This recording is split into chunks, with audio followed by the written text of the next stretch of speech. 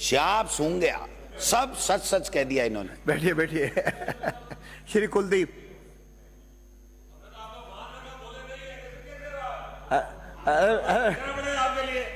ब्राजो ब्राजो बोलो।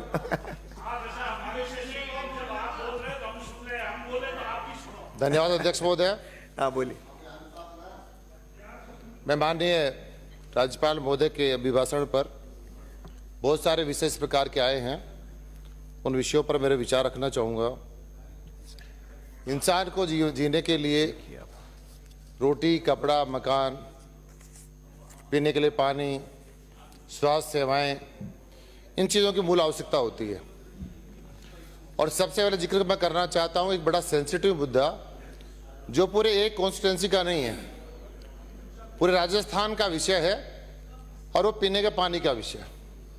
बहुत सारे विधायकों ने भी कहा, अभिमान्य सदस्य अभी कह रहे फरमा रहे थे कि पानी को लेकर राजनीति हुई, लेकिन मैं जिक्र करना चाहता हूं ये जेजेएम योजना जो भारत सरकार की योजना, राजस्थान को उसमें भागीदारी थी, और उस योजना के अंतर्गत पिछले 5 सालों में लगभग 30,000 करोड़ रुपए दिया गया। उनका मैं एक नमूना आपके सामने रखना चाहता हूं। अभी मैं तो पहली बार जीत कर आया हूं, संगठन में हमेशा काम किया है, लेकिन जैसा मैंने माहौल यहाँ देखा उसके बाद थोड़ा सा मैं जिक्र जरूर करना चाहता हूं कि हम आपस में कोई कंपटीशन हमारा नहीं हो रहा। ऐसा लगता है, ऐसे लग रहा है जैसे हम आपस में एक दूसरे के कोई विरोधी हों। ये चुनाव है, लोकतंत्र व्यवस्था है, चुनाव आएंगे जाएंगे, चुनाव जीतेंगे और हारेंगे, लेकिन जो हमारे मूल विषय हैं उन मूल विषयों को हम छोड़कर अन्य विषयों पर जाने लगे। साथियों, तो फिर अपन एक अभी जेजेएम का जो पैसा गत 5 सालों में जो खर्च हुआ, मेरे विराटनगर में करीबन 150 टंकियों का निर्माण हुआ। और महोदय, अध्यक्ष महोदय, निवेदन करना चाहता हूं कि जब पानी या इंसान को नहीं मिलेगा तो जिएगा कहां से काम करेगा वो इंसान। अब तक बड़ी मुश्किल से 5 सालों में जो टंकियों का निर्माण हुआ उसमें मात्र 25 टंकियों में पानी डाला गया है। 125 टंकियां केवल आपकी सूखी पड़ी हैं। ये स्थिति रही गत सरकार की, कांग्रेस सरकार की। साथ ही लगभग 80 टंकियों का निर्माण प्रारंभ हुआ था, वो लगभग 8 महीने से उनका काम बंद पड़ा। अब आप बताइए मुझे, इसका नमूना बता सकता हूं जो मेरे कांग्रेस के साथी कह रहे थे बार बार कि हमारे साथ भेदभाव हुआ। भेदभाव तो जनता के साथ आप लोगों ने करा। अगर मैं गलत कहा, इस बात को गलत कह रहा हूं तो आप जांच करवा लीजिए। जिस पानी के लिए, पीने के लिए सरकार ने पैसा दे दिया, उस पैसे का उपयोग ठीक प्रकार से नहीं हो पाया। ऐसी हालात है, ऐसी क्वालिटी उन्होंने रखी कि टंकियां का निर्माण हो रहा था, टंकियां गिर गई, कैजुअलिटी हो गई, 2 लोग वहां एक्सपायर हो गए। ऐसी हालात रही। तो मैं निवेदन करना चाहता हूं अध्यक्ष महोदय, ऐसे कामों की जांच होनी चाहिए। दूसरा एक बहुत बड़ा विषय हम सबके सामने आता है, ईआरसीपी का। ईआरसीपी के नाम पर बहुत सारे लोग राजनीति कर रहे हैं। आखिर में राजस्थान की जनता जानना चाहती है कि ईआरसीपी है क्या।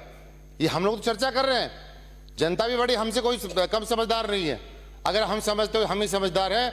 ईआरसीपी के नाम पर ये आखिर में योजना कौन लेकर आए थे? 2017 में ये भाजपा की सरकार में ये ईआरसीपी का डीपीआर तैयार हुई थी। उसमें कितने बांध जोड़े जाने थे?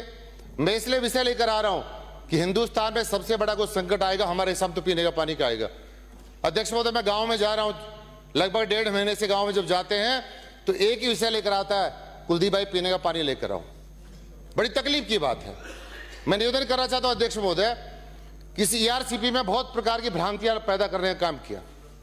लगभग 37,000 करोड़ की ये आपकी योजना थी, भारत सरकार के पास चली गई। मध्य प्रदेश में, राजस्थान में भाजपा की सरकारें चली गई, वापस कांग्रेस की सरकार राजस्थान में आई। उसके बाद इन्होंने कुछ काम करना जैसा शुरू किया, लेकिन इनके सरकारी आंकड़े मैंने कुछ मंगवाए हैं, उनमें उनका ठीक प्रकार से मैंने अध्ययन भी किया है। मैंने देखा कि इन्होंने कहा उस योजना में वापस कुछ रिवाइज करने की बात कोई विषय आ रहा था। अगर आज की तारीख में जो जिस पर वर्तमान सरकार जो चर्चा कर रही है कि हम इन बांधों को जोड़ने का काम करेंगे, अप्रोक्स मैं समझता हूं 50,000 करोड़ की योजना बनने वाली है। लेकिन कांग्रेस सरकार ने कहा कि 2051 तक इससे ईआरसीपी का निर्माण हम पूरा कर पाएंगे। ये विडंबना है इस देश के लिए, दुर्भाग्यपूर्ण विषय है हमारा गांव का किसान तो ये कह रहा है कि आरसीपी में हमारा नाम जुड़ेगा, हमारे बांध का नाम आ जाएगा और पीने का पानी चालू हो जाएगा, सिंचाई का पानी चालू हो जाएगा। किसने देखा 2051 28 साल बाद जब इंसान को पीने का पानी मिलेगा इस योजना से, इस योजना का लाभ क्या हो सकता है? ये कांग्रेस ने कहा है, मैं नहीं कह रहा हूं, ये राजस्थान की सरकार ने कहा है 2051 में ये ईआरसीपी की योजना पूर्ण होगी। अगर ऐसी हालत अगर आपको ईआरसीपी लेकर आनी है तो मैं निवेदन करना चाहता हूं भाइयों, ये जनता चुप रहने वाली भी नहीं है।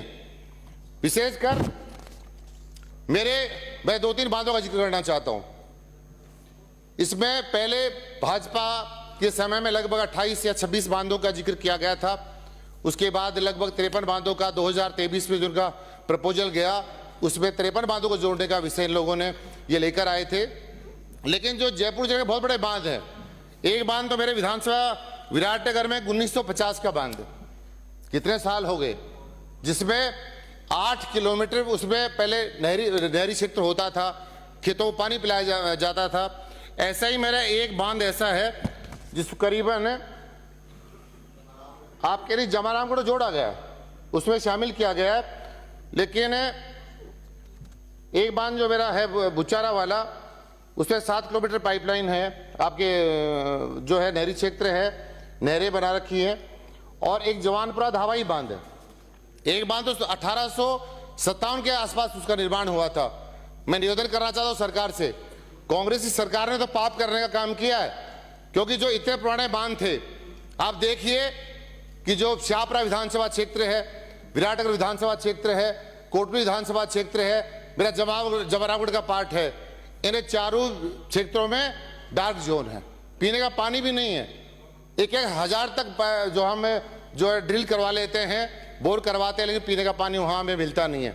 मैं अध्यक्ष महोदय निवेदन करना चाहता हूं, ये हमारे जो बड़े बांध है, जो चारों विधानसभा को हमें लाभ मिलने वाला, जवानपुरा धावाई बांध है, बुचारा बांध है, छितौली बांध है, मैं सरकार से आपके माध्यम से निवेदन करना चाहता हूं कि ऐसे बांधों को जोड़ा जाए जिससे आने वाली पीढ़ियां कम से कम आपको याद करेंगी, सरकार को याद करेंगी। ऐसे बहुत सारे विषय महोदय मैं निवेदन करना चाहता हूं कि अभी हमारे माननीय बहुत ही वरिष्ठ सदस्य डोडासरा साहब ने एक विषय जिलों की बात लेकर आप आए थे, उसमें मेरा थोड़ा सा एक निवेदन करना चाहता हूं आपके माध्यम से। जिले आपने बनाए, आपको धन्यवाद देते हैं। आनंद फानन में जिले बना दिए, कितने सारे जिले बनाए हमारे। मैं तो देखा कई सालों में तो गांव भी नहीं बना पाए, राजस्थान गांव बनाने में बड़ा जोर पड़ता है, लेकिन आपने जिलों का निर्माण किया।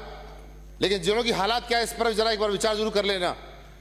महोदय मैं निवेदन करना चाहता हूं, कोटपुतली बहरोड जिला बनाएगा, बहुत स्वागत योग्य है। पावटा मेरे एक तहसील उपखंड है, उसको कोटपुतली में शामिल किया गया, बहुत स्वागत है, वहां के लोग रहना भी चाहते हैं। देखिए लोकतंत्र में जनता जनार्दन ही मालिक है। हम 5 साल के लिए बनते, अच्छा काम करें, जनता फिर वापस विचार करेगी, गलत काम करेंगे जनता हमको धुतकारेगी। मेरे माननीय अध्यक्ष महोदय, मेरे विराटनगर तहसील को शामिल कर दिया कोटपुतली बहरोड में।